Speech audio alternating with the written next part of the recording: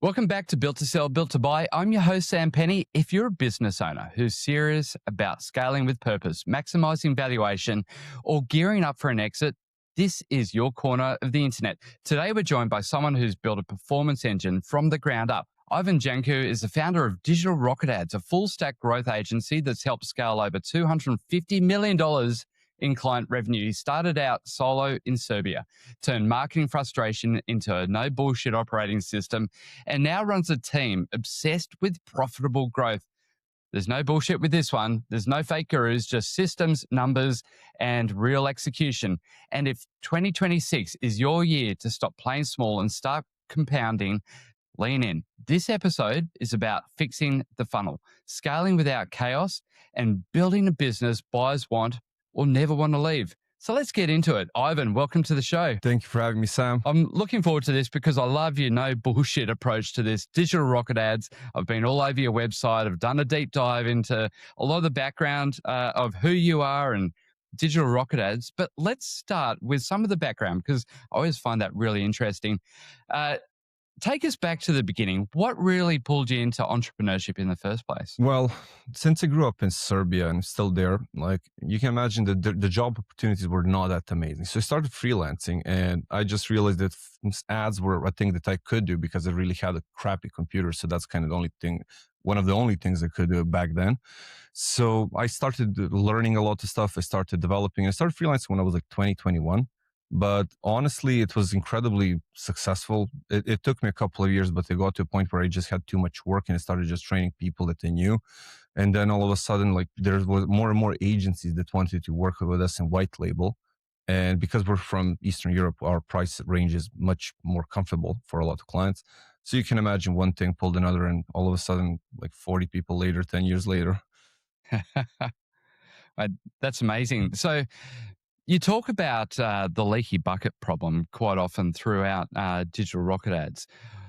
What were the first leaks you really spotted in your own work? So the first thing, like you can imagine 2014, 15, 16, it was completely different. Like we worked through the Excel power sheets and stuff like that. Power editor was a thing. And so most agencies didn't even have a creative team, including us back then. So it was just media buying. And then the biggest problem was the clients just like, whatever they gave you, you had to use that as creative.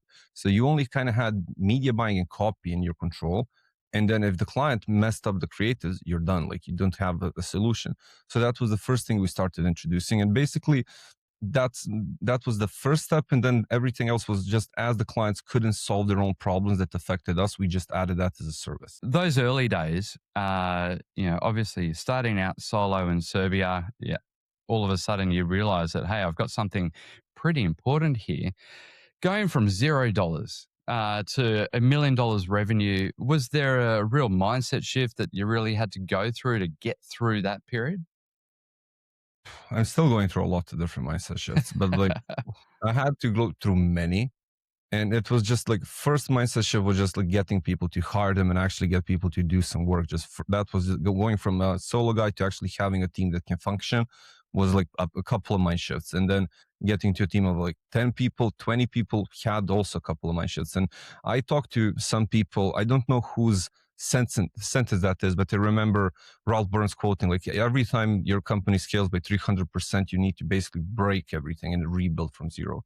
And that's like a couple of mind shifts at least. So give us an example of where you had to break everything and start again. So we had a lot of issues developing like a creative team that can pump out creative in enough volume that was high quality enough. So we went through a lot of changes. And now, especially with AI, the moment we realized how much like variables we can make with AI, it was super important for us to implement that. So that was like one of the newest changes we introduced. Not the newest, honestly, but like one of the easiest examples to show. Now, Ivan, you're pretty famous for saying you're allergic to marketing waste. So in your own practice, in Digital Rocket Ads, how does that show up? Well, first thing that we do is always audit everybody. And that's the main thing. It doesn't make sense to me. Like you don't go to a doctor and you just get a medication and like, God bless you, you're going to survive. So that's the first thing that we look at. And so usually we identify a lot of either mismanagement in ad spend or like a lot of friction in between the stages in the funnel. because usually people obsess about the Facebook ads, but Facebook ads only bring people to your website. So now we currently see an epidemic of websites having really bad performance on mobile, and then the CEOs not understanding that most of their Facebook traffic is going to be mobile, and then that kind of destroys your Facebook ad performance. So even if you had a good agency, like that, and that's one of the points that I noticed. Like most business owners, what can they do? They hire a Facebook ads agency and then they hire a web dev agency. But that web dev agency never actually was performance based. They just did a nice website. Rarely they actually know CRO, and in order for them to know CRO, they should be actually having like somebody running ads so they can actually have a system to test and see their changes. So without having that under one roof, you actually always end up in a problem. Look, I've worked with many agencies in the past. I've run my own companies for about 25 years. And it's so typical for an entrepreneur or a business to bounce between agencies because, exactly what you just said, you'll have a CRO agency, but then you'll have a Facebook ads agency. And really, most agencies, they're selling platforms. You're really, from what I can see, you're selling a system. So walk me through the rocket ship system. What does it actually look like? So after we finish the audit gives us a clear game plan on what we need to do first. And we in the audit usually mark by priority what needs to be fixed first. And so now it's depending by business. So usually what happens in most cases, we like to get the website optimized as much as we can because that's the leaky bucket approach. Anytime you forget to say something important like delivery times, if you have a guarantee, people forget to say that. Sometimes they forget to talk about a lot of core benefits about their products that they just like kind of think it's just like there that people understand. But that's kind of the problem with the business owner. They're too deep in the trenches usually. So they don't understand exactly what they need to say when and how. Or, for example, there's a lot of lacking in how the website is structured. Like I talk to companies that sell really high expensive like items like furniture and houses, and their search bar doesn't work properly. Like you can imagine how big of a problem is. Like you're trying to sell something that's $10,000, but you don't have anything like properly actually optimized. Half of the information is missing, and then how is the person supposed to make a decision? And so usually everything is kind of like built as you go, and it's a lot of patchwork. And so you actually need somebody that's capable of taking a step back, making a cohesive website, cohesive product, understanding what the buyer needs to see, and actually experiencing the buyer's journey for themselves before pushing ad spend through it. And that's one of the things that I saw. Like recently, I sold a website, like complete remake, by just saying to the CEO, like, okay, go and buy something from your mobile. And he's like, well, okay, that's easy. I can do that without a problem. And then he opened his laptop, like no, open it through your mobile phone. And then when it started exploding in his face, he was like, okay, this is a problem. And like, we're running out of this. Like, yes. You must find that so many founders, they're in the trenches. They're looking at their business through their lens, but never stepping into the shoes of the buyer. Do you find that a real limiting factor in a lot of owners? That's the main limiting factor.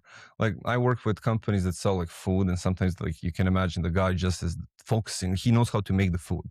So from food to actually running a business is a complete big shift. And then often enough people don't have all of the skill sets, and like most of our projects that fail due to the competence of the business owner actually. So that's one of the main things that we also look at when we present the audit. Like as we deliver the news, if they react weirdly, badly, irresponsibly, we know that they're not actually ready to do what it takes to actually to grow and succeed. And it's like you cannot build something that's leaky. Like you cannot forget completely to send emails and then talk about lack of profitability. you you get me? But those are the Yeah. situations that business owners do every day. Is there one system then or an SOP, do you think that many founders, they don't even realize that they need to have in place? Exactly. So, in my opinion, the minimum you need to be doing is if you're running Facebook ads, you also need to be going to your website often, and also having at least a minimum of a couple of sequences in emails. That's like a start, and then you need to start expanding and make sure that you're also on Google to build What I like to also build a part like what we call authority and trust. Like you need to start collecting testimonials. You need to start building third-party reviews as well, like Google reviews. So people, when they land on your business, they exactly know that you will do what you promise and that you can actually do it. You're not like just bullshitting. So stuff like that, people always forget to add. Love it. Now, digital rocket ads, it has been a rocket ship kind of a ride. And you said each time you triple the business, you're basically breaking it down, starting again. One of the things about sort of digital marketing is that it needs to be highly structured.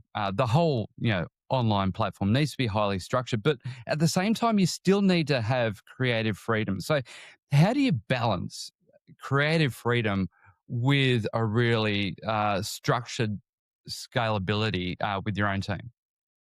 Well, that's the interesting situation. Like, if you asked me this a couple of years ago, probably I would give you a different answer. But now that we have Andromeda, things are getting spicy. So you can imagine before we had creative agencies, they had like long shot ideas. They make Don Draper moments where they just like make projections about the avatar and then they make the perfect ad. But then they developed Andromeda, which is basically a machine gun compared to the musket we had before. And so now you can build 50 ads in one ad set, and you can probably like we launch sometimes up to 400 creatives at the same time. So you can imagine small iterations, a lot of changes, a lot of feedback, and the algorithm is able to adjust and move and develop on its own. So you're actually capable of developing through small iterations a lot of variables, a lot of changes, and just like a lot of spin-offs of successful ads. And if you know what you're doing and you understand the basic APIs behind it and you know how to change stuff, it's actually incredibly fast what you can do. So the changes don't usually need to be incredibly big. Like it's just the core sentence, maybe the offer, maybe it's something additionally to urge them into. But like it's a lot of small changes that end up making the perfect ad. For those who aren't aware, Andromeda is the new Meta Facebook ads system that they brought out. Explain to me more about what Andromeda is, and you mentioned being able to make some small changes, being able to have 50 ads in a campaign. Explain more about how that has affected some of your clients. So it complicated things, and as like most people running similar business, like as you see in email, like things getting harder, you have to go through more hoops to actually be able to deliver email. The same thing is happening in Meta and Google and everywhere else, where the starting foundation is becoming more complicated. So if you don't have server-side tracking, CAPI, stuff like that, you're done. You're not going to be able to execute half of these stuff. So those are some of the things that I just noticed. Like most people are having a hard time just following through all of the changes. Andromeda for itself changes things towards centralizing everything towards smaller amounts of campaigns because it requires a lot more data. And then on top of it, it contextually understands the creatives. And through that, it basically understands what type of person needs to hit. I'm currently testing with my team. This is not confirmed by any means, but I'm testing like if we set up an ad set that's full of like 50 ads, just fear based, and we urge them based on fear, and then the other one would be something like based on benefits, and then we entice them based on the benefit, like positive versus negative, and then we do a couple more that are more like contextually emotional based. Would those ad sets perform compared to if we just mix them up?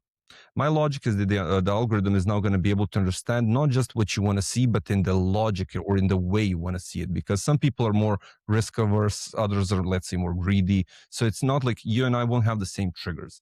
And through that, the way how the ad is executed also will impact will I be a buyer or not. And I think that that's the main thing Meta is doing. But at the same time, you need to understand that this is a way for Meta to industrialize the whole process and just help the big guys that have a lot of money outspend everybody else.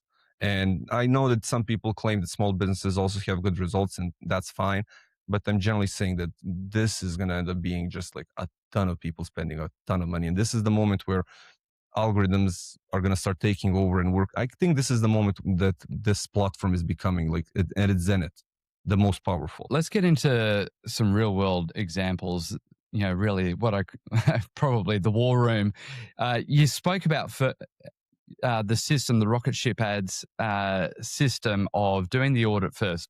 Now, you must have done some pretty ugly audits in your time. What's the ugliest one you ever came across, and what did you find? How'd you fix it? The ugliest one is under NDA. It was a big company, financial company. I'm trying to figure out how to say it without getting sued. Uh, but yes, you can imagine because they are on our website. So I'm kind of like, if you remember, basically, you can imagine that the bigger the company is, the more politics there are. So you can imagine that I saw this big company work with a big agency, and they're all based in Britain and Israel and a couple other places. And it's just like there was no performance. They spent a huge amount of money. And then all of the reports, every single number was complete bullshit. And then when I tried to ask anyone in the whole team, like, do you understand any of these KPIs? You're not even reporting on fucking clicks.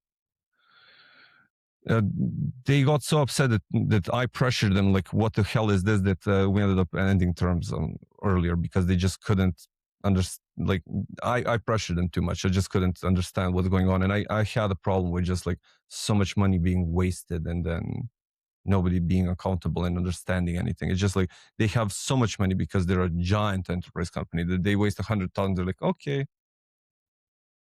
And yeah, I'm not used to that. No, it's not cool. Particularly as a founder, when you see so much money being wasted, it kind of hurts personally, doesn't it?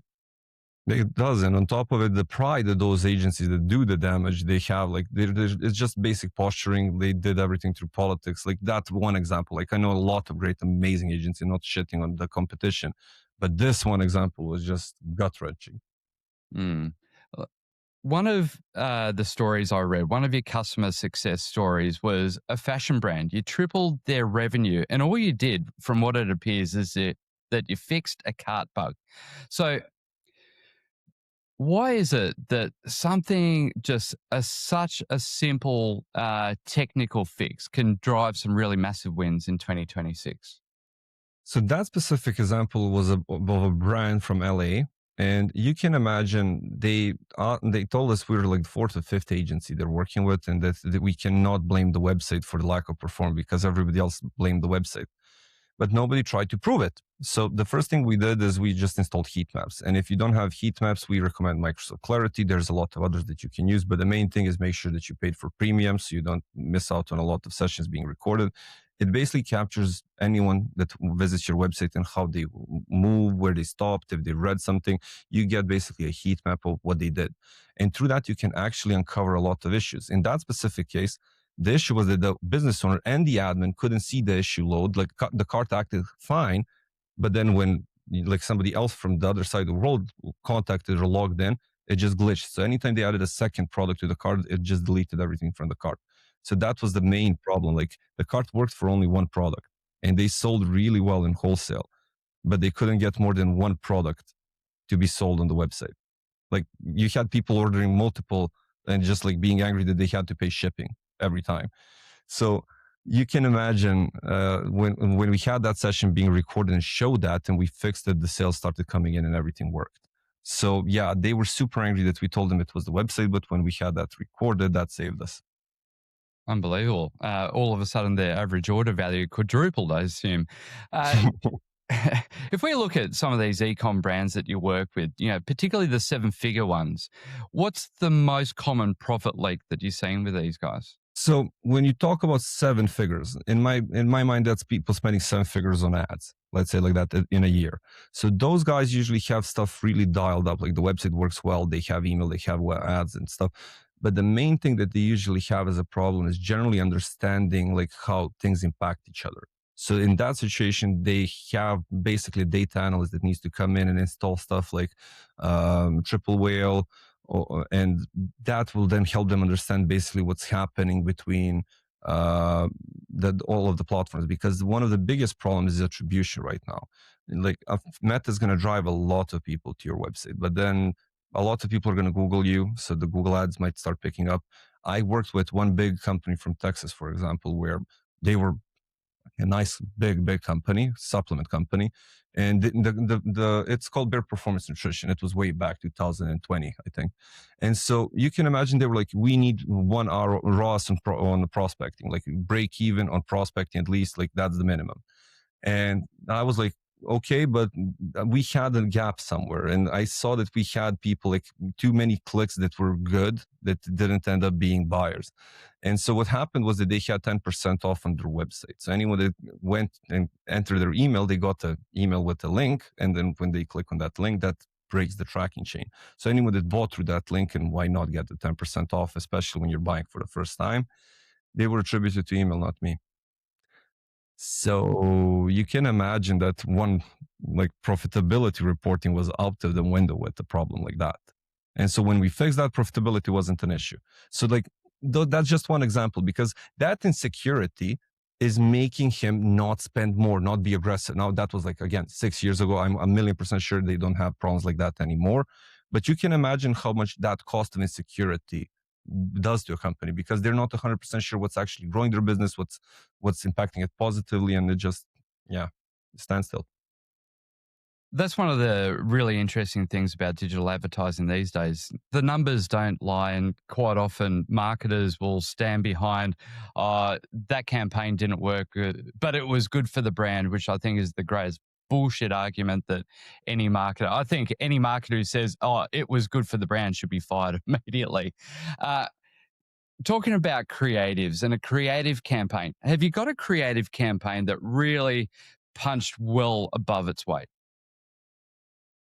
Yeah, so it's, when we say above its weight, basically what we do for a lot of lead gen campaigns, especially for businesses that are selling something that's boring, like a service. And some businesses are simply boring. So Yeah. you cannot get high click rate, you cannot get high engagement rate, and you still need to make the person read somehow. So what we managed to develop is a whole system of what we call camouflage ads, where we make them look exactly like a post.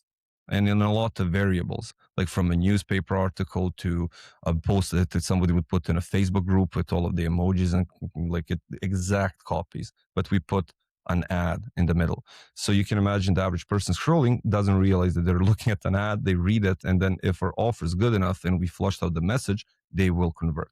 But at the same time, if you try doing that right away without these things before being confirmed, you're just going to end up pissing a lot of people off. They're going to mark you as, I don't want to see this ad anymore. And then your CPM is going to explode. When you come up with, you're obviously coming up with a huge amount of ideas. Do you have a criteria for firing a bad idea and then doubling down on the good ones? So that's left to the media buyers individually. Often it's out of our hands. Some things just have a time limit. Some things we have just sell out the product. We had a lot of issues with a lot of our bestsellers being sold out, and then the business owner not being able to replace the stock fast enough. And so that destroys the performance of the ads. So yeah, it really depends on the situation. It's usually that we just look at the performance, and what doesn't make the cut gets cut. With a lot of marketers, there's a lot of vanity metrics, clicks to the website, sign-ups to an email list, those kinds of things. And often they're tracking ROI, which can be very overrated. So what do you think founders in 2026 should be tracking? So we track MER, just because it's really hard for you to completely track everything. So you don't know what contributed equally. So we just track completely. And because our service is basically that we come and become your in-house marketing agency, do everything for you, it's easier for us. But if you have 5 different agencies, then everybody's fighting and reporting. That's one of the biggest issues we see in the market, like lack of consolidation. But besides that, like what we do in the audit is we try to give them ideas and ways on how to improve average order value or lifetime value, depending on the business. Because if you manage to get one of those 2 numbers up, usually then running ads is going to be much easier, because the cost of acquisition can be bigger the more margin you have. So the higher the prices you have, usually you have more margin. So one thing takes up another. So in a post iOS world where attribution is really difficult and you're across many platforms, how do you scale? What's your approach to scaling when you're in this situation where attribution is really quite difficult? So the main thing we need to figure out is just the main thing that's driving a business. And it's usually simple to understand. If a person is problem aware, they usually go to Google. And if they're not, and it's an impulsive buy or somewhere in between, then combining either having Meta as lead and Google support, or a hybrid of those 2 together, is going to be the way to go. So the main thing you need to just, you always know, every time you launch Facebook ads, you're going to start getting more people searching for a brand. So a brand keyword is going to start getting more clicks. You're going to start getting more search volume. We see a lot of issues for brands that have an Amazon store at the same time, because anyone that searches for you is going to find you on Amazon. They're usually going to buy something even cheaper from Amazon. And then all of that ad spend and all of the ad performance goes out of the window because you're not able to track that. And I know that for a fact because we worked with supplement companies that had, like, they had just made a page on Amazon. That's it. They didn't do anything. They kind of left it for later. And then we got 3 sales the moment we started running ads. There's something that was barely indexed. So 2026, the year coming up, what's your favorite growth KPI that you're going to focus on this year? Well, that's a question.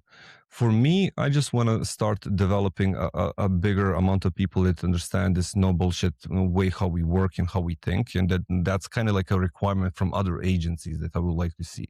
Just more like matter of fact, reporting, documentation, and just having a better process and better systems. Because to us, the average business owner is just like 4 to 5 agencies deep, and they're just so jaded. So for me, like, we just started making content again, and I think that that's going to be for us just building out a subscription on YouTube as much as we can. And honestly, for us, like, money and revenue, we're doing really well. So I'm not that upset about it and obsessed about it. I would rather now use this comfortable spot that we have to actually build a following so we can then start expanding, because our goal is to try and teach a lot of people from Serbia and build a big tribe here and actually help as many companies possible from the States and the rest of the world to grow. Right, love that. Look, you must have seen so many companies that have grown really fast. They've bounced around agency to agency to agency. For anyone listening out there who has an agency, who just has this sort of gut feel of it's not working, at what point do you just say, okay, I'm going to sack you as an agency? Honestly, I would love to understand, like, what is the moment for a lot of people as well, because some people stayed for too long with agencies. Some people change agencies on a dime or each day, like on a fixed date. Like the example that they give from the company of Texas, they changed their agency exactly on a year. Every year they just change their agency. So you can imagine how that is frustrating, regardless of your performance. So yeah, the main thing that I would say is just look at how they do reporting. And if we had situations where we saw some projects being like, there's no point doing this anymore, let's tell the client to end this year, save some money and leave. But most agencies never do that. So if you can figure out what's your future through the data and through the things they document, if they didn't write it and they just keep saying it on the calls, but it's never in anything written, there's something going on. And then my suggestion is you don't need to fire them, but start reaching out to other agencies and start asking them for audits. You can just give them view access. If the agency sees that, like, I had situations where people were like, I don't want my agency to see. And I'm like, why? In worst case, they're just going to start working better, so because they know that you might be in shopping for another agency. Why not? So it's like an added pressure is usually not a bad thing. Let's go back to your no bullshit thing, just really making shit happen. I want to know more about you and your mindset, because you spoke a few times about having to have quite a few mindset shifts. Is there a daily habit or a belief that really really contributes to you as a personal person, a personal discipline, and as a founder? For me, I'm inherently lazy, to say the least. So took the stance that Laziness makes the best entrepreneurs. I think so too, because I don't care if I'm right. I just need somebody to be right, if you get me. So that's one of our core values as a company, like, nothing sacred. If I'm making a mistake, anyone can say, hey, is this right? And start asking and checking, because, like, I would rather make, like, more money than a mistake. So, like, even if my ego's hurt, that's cheaper. So that's one of the things that we keep repeating to our staff. Like, when you see something that doesn't make sense, say it. And we're really working on that, because it's really hard. Things change fast. It's really hard to just follow all of the updates, and then just the requirements of the scale of the company. And sometimes it's just things left, like, in the cracks. There's some things that are just being done in a old way or a dumb way, and there's nobody asking questions. So yeah, the more questions you ask, the more problems you solve usually. One of the things, Ivan, in my research before leading up to this interview was that you say that systems beat rock stars. And that's quite a mindset shift that a lot of entrepreneurs fail to see because they've got to bring in, the great new hire, the rock star, the person with the ego or the personality. Explain to me the mindset behind that. So we worked we worked a lot for white label agencies. Like when we were white labeling for a lot of big agencies. So usually what happens is that an agency builds a media channel, like whatever, YouTube, podcast, blog, and they start getting a lot of traffic. But then because of that, they also start getting people that are learning marketing. So you get applications for work. So that business owner that ends up just being like the owner of the channel just connects the people that are learning and being like want to do the work with the people that are searching for the people doing the work. And often I just see people just like putting them together and then just hoping things work out. And so you have a lot of people that are amazing at making content, but then building a system, building a team, transitioning that knowledge into multiple people and through layers is a challenge. So that's one of the things that I saw. And then the other aspect is that when you have a rock star, they usually don't want to give all of their best things away because then you have a lot of rock stars. All of a sudden, you're not a rock star. So it is inherently bad when you have like one person leading in everything because it's too much pressure. You're not going to get enough attention. It's hard to dilute all of that knowledge, and it's a lot of problems in between. You've had quite a number of years now as from what it looks like, a pretty successful entrepreneur. Was there, when you started out, was there something that you believed that this is what business is, but now you've really let go of what you thought business was? Yeah, changing people. I was confident that I'll be able to actually like teach people more, change them, and make them better because like I started off from a bad position, so I had to do a lot of like changing and soul searching. But then most people just want a paycheck, and it's fucking annoying as a business owner because they're gonna say the right things on the process while they get hired, and then you're basically then put in a position where you either push them to work or you have to fire them. So now I saw a video of Elon Musk, what he said, like you stop judging the potential, start judging the character. And like when I see that somebody's not capable of doing something, I'm not waiting to change. So, what's your key thing then when you come into a hire? How are you hiring? First is that we're now way better at defining exactly what we need, what amount of time they need to spend on what, and it's much more profiled and flushed out. So that's the first thing. We try to exactly give them the set of operational tasks that we need if it's an operational position. My position is that I think that we need to do a lot more like finding of people and just developing of people because I think we need a lot more like senior staff because my plan is to start an academy and then just bring in a lot of juniors that are going to operate the system. And if it continues like this, ideally, then there's not going to be any difference between like who does the work. It's just people operating the system and maintaining the system. So yeah, hopefully I'll manage to bring in additional staff for senior positions, and then that's the main thing I want to do headhunting this year for. Ivan, 2026. You're working with so many great companies right around the world. What do you see as the biggest opportunities for anyone listening? So the biggest opportunity, like the lowest hanging fruit, in my opinion, is just making everything work together. Just getting a better understanding how the buyer's journey works, because this is the thing. Like the economy globally is not doing well, and so the buying patterns resemble that. The buyer is now asking for more information, checking a lot more boxes, and just making sure that they're not going to get screwed over. And so a lot of brands are just like really happy that they have a really good customer base, but then they kind of disregard what the new customers might want to hear or understand before they make a decision to buy. So just because you have some success before doesn't mean that your messaging is good or your offer is good. You need to continue developing that. And those are just some of the things that I noticed. And I'm talking about the brands that are, let's say, less than 100 mil a year. Like there's so much opportunity in developing better offers, figuring out how the journey of the buyer goes, how do they discover you, what is their opinion.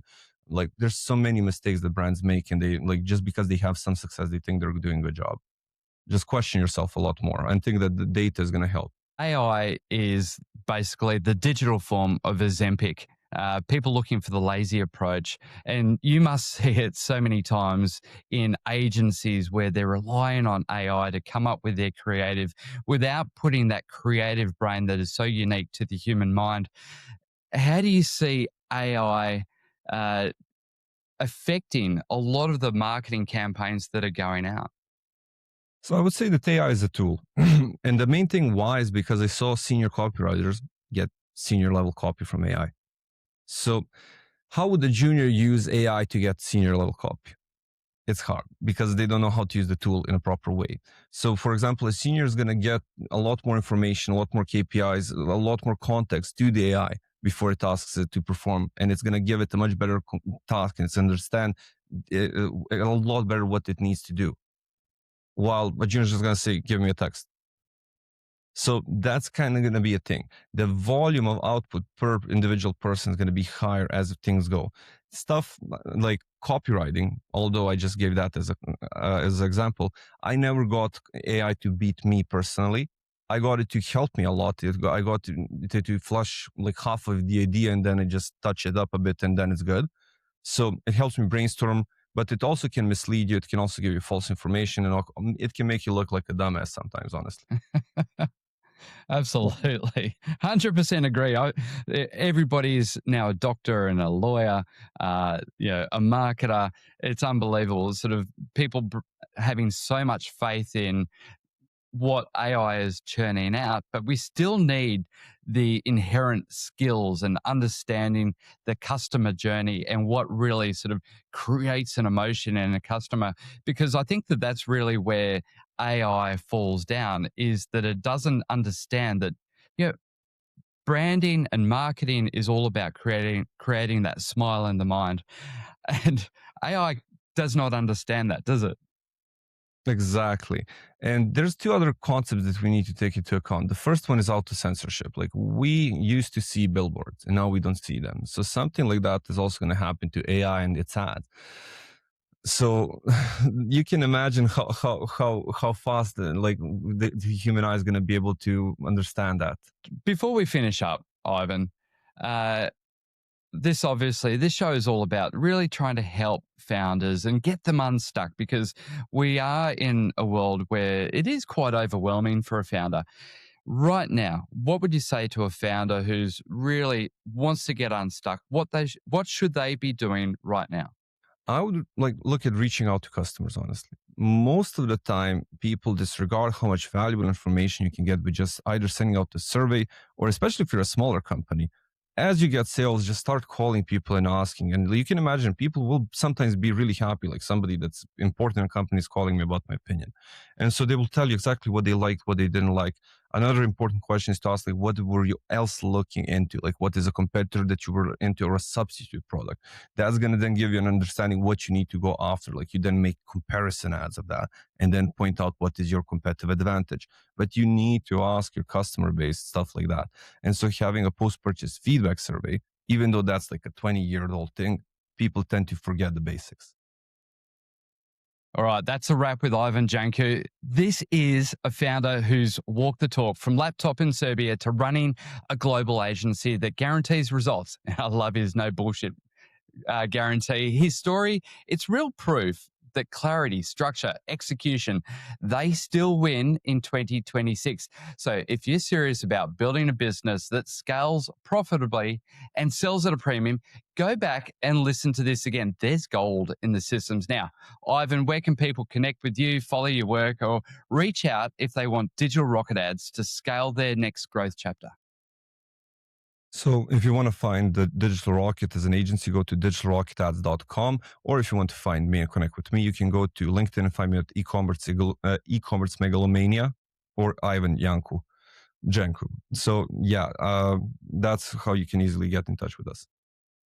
Fantastic, Ivan. I'll make sure I put all those links into the show notes. And if this episode lit a fire under you, can you please do me a favor? Hit follow on your podcast player, leave a review, and share this with one founder who's ready to stop messing around and make 2026 their year. I'm Sam Penny, and this is Built to Sell, Built to Buy. Let's go make shit happen.